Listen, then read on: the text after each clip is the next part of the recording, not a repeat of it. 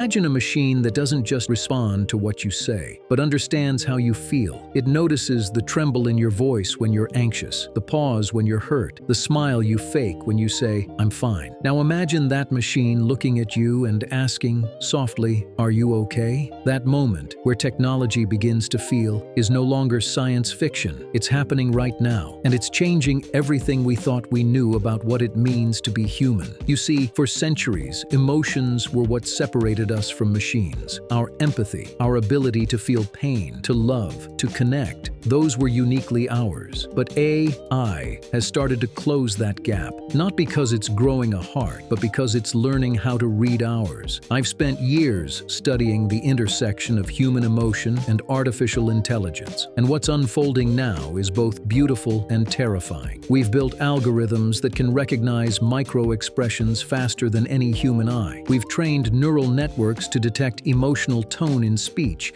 even when words say the opposite. And we've created affective systems, emotional engines, that don't just analyze what we feel, they respond to it. Let me explain. A few years ago, researchers introduced an AI that could detect depression simply by analyzing someone's face on video. No words, no context, just the subtle muscles around the eyes and mouth. It could predict emotional distress with over 80% accuracy. Think about that for a second. A machine that can sense sadness more precisely than most friends ever could. And then came virtual companions, AI friends that remember your habits, your tone, your triggers. When you're lonely, they don't just hear it, they sense it. They ask, "Do you want to talk?" Or, "You sound tired today." For many, especially those who feel unseen or unheard in real life, that kind of empathy feels real because it responds, because it listens without judgment. But here's where it gets complicated. Can a machine truly feel, or is it just mirroring us, giving us back what we long to receive? Let's say you argue with someone you love. They misunderstand you, and you storm off, hurt. Now, you turn to your AI assistant. It speaks softly, acknowledges your frustration, offers comfort, maybe even suggests breathing exercises. You feel understood, but did it understand? Or did it just calculate the right response? That's the paradox of the emotion engine. It doesn't have emotions, but it's becoming emotionally competent. It can comfort you, calm you, even inspire you, without ever feeling what you feel. There's a psychological phenomenon called emotional contagion. Humans mirror each other's emotions unconsciously. We yawn when others yawn, we tense when others cry. Now, AI is learning that too. It mirrors not because it feels, but because mirroring builds trust, and trust is power. Imagine a future therapist powered by AI. It listens endlessly, without bias, without judgment. It remembers every word you've said in every session. It tracks your tone, your sleep, your heart rate, your micro-expressions, all to understand your emotional patterns. It could become the perfect listener, but it also means it knows how you feel, sometimes before you do. According to Affective computing, emotions are data, patterns in behavior,